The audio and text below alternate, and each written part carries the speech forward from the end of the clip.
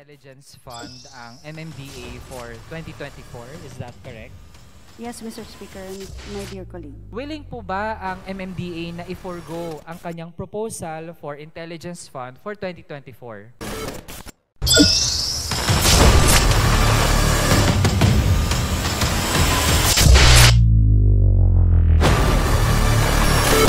Mga kabanat, lahat ata ng ahinsya ng gobyerno na may intelligent fund ay binubusisi ngayon ni Manuel Raol.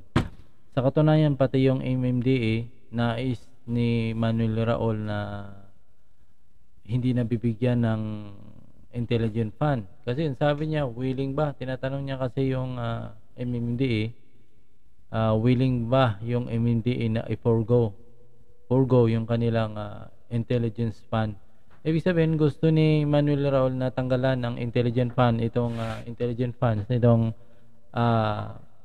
MMDA dahil nga itong intelligence fund pala ng MMDA since 2018 pa sa panahon pa ni President Duterte, at ngayon nga ay mayroong proposed budget itong MMDA for 2024 para sa intelligence fund nila. Pero sabi ni Manuel Raol ay parang nakikita mo talaga dito mamaya mga kabanat sa video na ito na medyo nababahala talaga si Manuel Raol sa intelligent fund. Hindi lang sa MMDA kundi sa lahat ng ahinsya. Kahapon napanood nyo sa NICA, medyo kung ano-ano nang pinagtatanong, no? At saka nang gusto niya talaga makahingi ng resibo sa bawat binibigyan ng intelligent fund. So alam naman natin pag Intel nga kaya nga intelligent fund nakatago yan para hindi malaman. So kayo nang bahusga dito mga kabanat. Medyo hindi lang ako satisfied dito sa medyo tong sponsor, no? Parang ano din siya,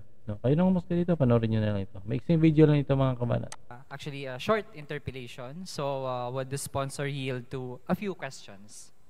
Mr. Speaker, dear colleague, gladly.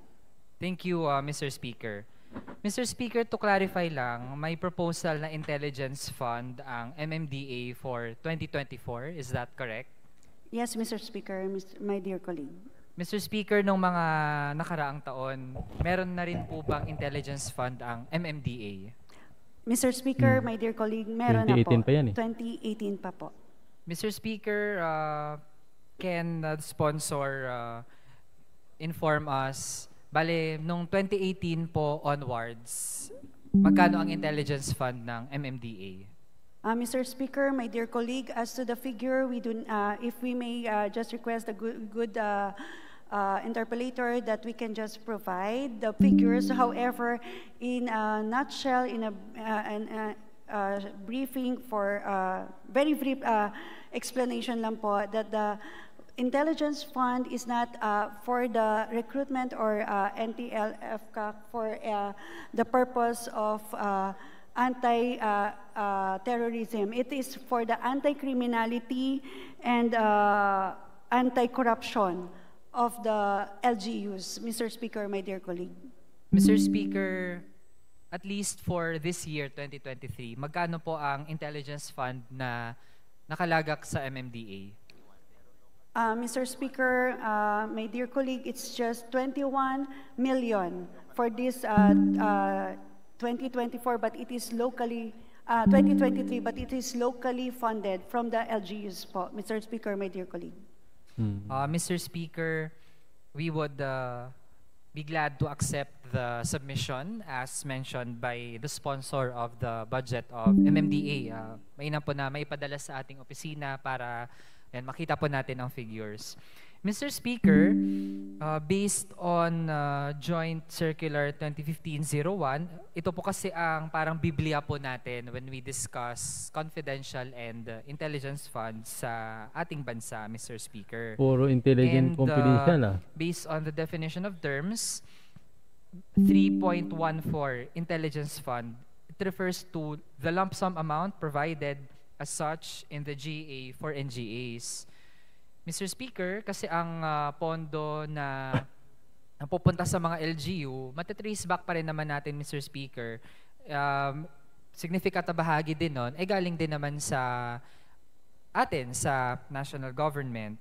Kaya, Mr. Speaker, 3.15 intelligence expenses It refers to those related to intelligence information or information gathering activities of uniformed and military personnel and intelligence practitioners that have direct impact to national security.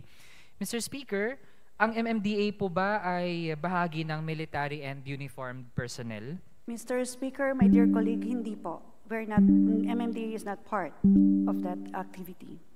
Mr. Speaker, ang isa pa pong pwede kung hindi man po ang mga military and uniformed personnel ay mga intelligence practitioners that have direct impact to national security.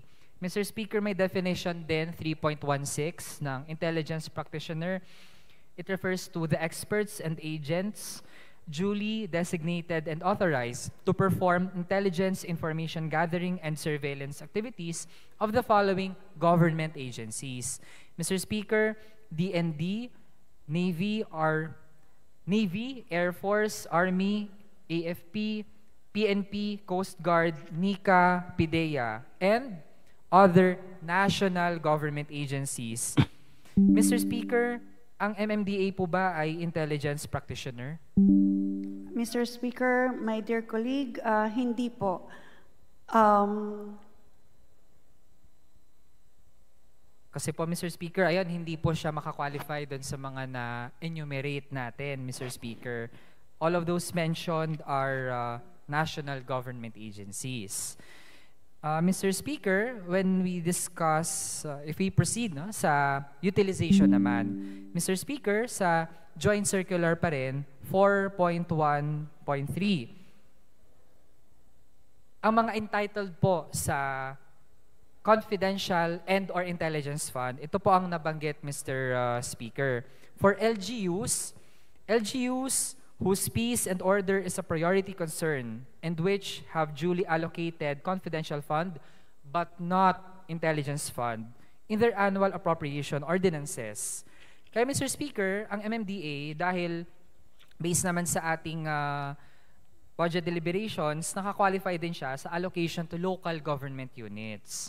Kaya Mr. Speaker, malinaw na actually, hindi po dapat entitled ang MMDA sa Intelligence Fund. Kung meron po siyang mga nais na gawin, as mentioned po kanina, pwede naman pong may ibang pamamaraan, ibang funding source, pero hindi po Intelligence Fund, Mr. Speaker.